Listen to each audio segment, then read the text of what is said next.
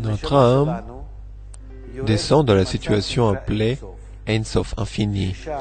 Là, l'âme et la force supérieure sont unies. L'âme est le cli, le récipient, et la force supérieure, le créateur, la remplit. C'est un état dans lequel nous nous trouvons dans le monde supérieur, le monde de l'Ein Sof. À partir de là et au-delà, notre âme descend et perd de sa force, son cli, jusqu'à ce qu'elle arrive en ce monde.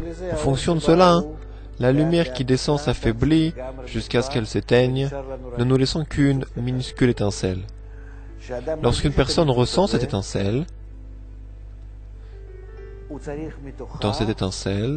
dans ce cas, cette personne doit développer son cli, retourner de ce petit point à la même taille comme avant sa descente, avant le processus du haut vers le bas, de descente du haut vers le bas.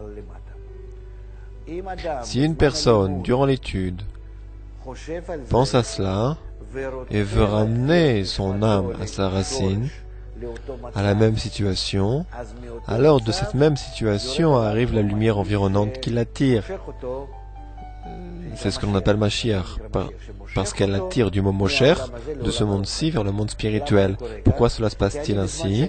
Parce que lors de l'étude, je lis les textes d'origine, et nous n'étudions que les textes d'origine. Faites attention, de façon générale, de ne pas étudier de livres qui ne sont pas originaux. Et pour nous, c'est essentiellement ceux du Bala Sulam, car c'est le dernier grand kabbaliste qui a écrit dans un langage adapté à nos âmes pour le développement de notre génération.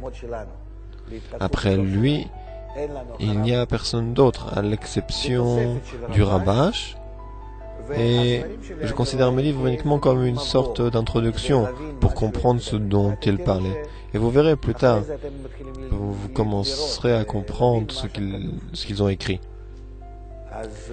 Alors, dès l'instant où une personne qui étudie, et plus particulièrement en groupe, où les Kélim participent ensemble, et la lumière qui vient éclaire davantage, et donc, avec tout cela, l'homme commence progressivement à développer son Kli, et commence à ressentir des changements à l'intérieur jusqu'à ce qu'il s'ouvre, et commence à ressentir le monde supérieur. À partir de ce point, il est appelé un kabbaliste. À présent, il reçoit du mot Lekabel l'habit de la force supérieure, le créateur en lui. Ils se trouvent ensemble, en dvekut. Tel est le but. Et c'est à cela que toute personne doit atteindre. Toute personne, c'est-à-dire tout individu sur Terre.